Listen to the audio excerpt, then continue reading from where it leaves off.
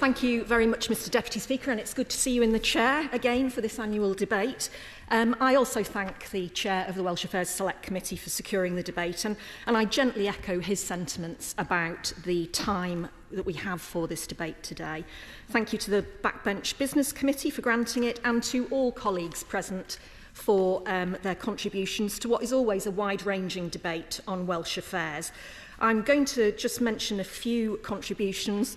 My honourable friend for Gower, who talked about rugby and cockles, the honourable member for Llanelli, who gave a great speech about rail infrastructure, renewable energy, offshore wind delays and steel.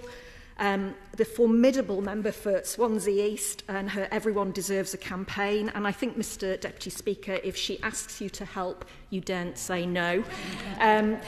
My friend, the member for Cynon Valley, who talked about our proud industrial past. My friend, the member for Newport West, who talked about music and culture in her constituency. And I'm very much looking forward to visiting the Corn Exchange this weekend. And to my friend, the member for Merthyr Tydfil and Rumney, who talked about two very important issues: post office closures, which I entirely recognise from the experience of my constituents in Cardiff Central, and the poor rollout by the government of pension credit.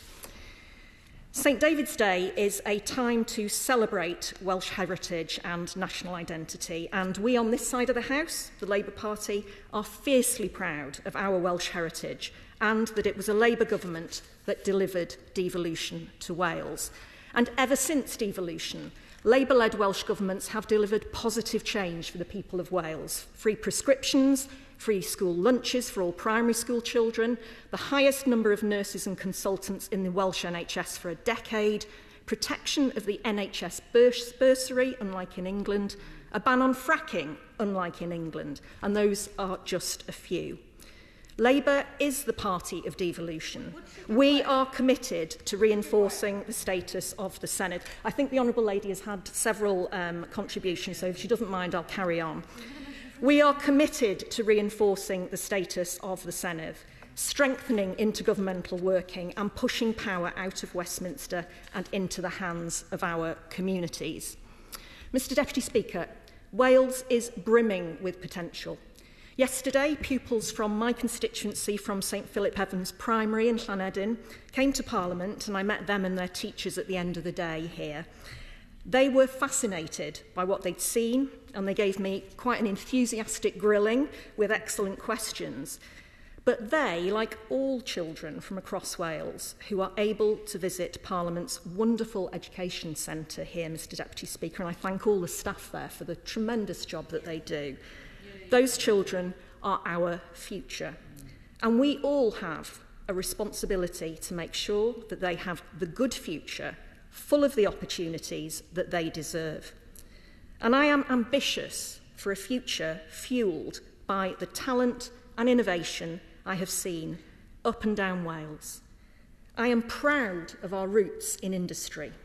Industry has been our history, and it can be our future too. But the chaos and failure of the government risks squandering that future. It has been rightly raised a number of times today by my honourable friends that the issue of steel. Steel making is the lifeblood of communities across Wales, the backbone of our local economies and the foundation of our manufacturing capability. And that is why the deep cuts to jobs that have been mooted at Port Talbot are a kick in the teeth. But instead of having a proper industrial strategy like Labour, Conservative ministers have compounded the risk to livelihoods, forking out £500 million in taxpayers' money to see up to 3,000 people made redundant and forfeiting our ability to make virgin steel. The Business Secretary, not known for diplomacy, I might add, said that Wales should consider this a win. And the Welsh Secretary has said that it's mission accomplished on saving Welsh steelmaking. And I'm afraid that this attitude shows casual indifference to the thousands of people across Wales who have so much at stake here. And it shows a fundamental misunderstanding of our Welsh economy and a total disregard for the need to preserve the UK's sovereign steelmaking capability.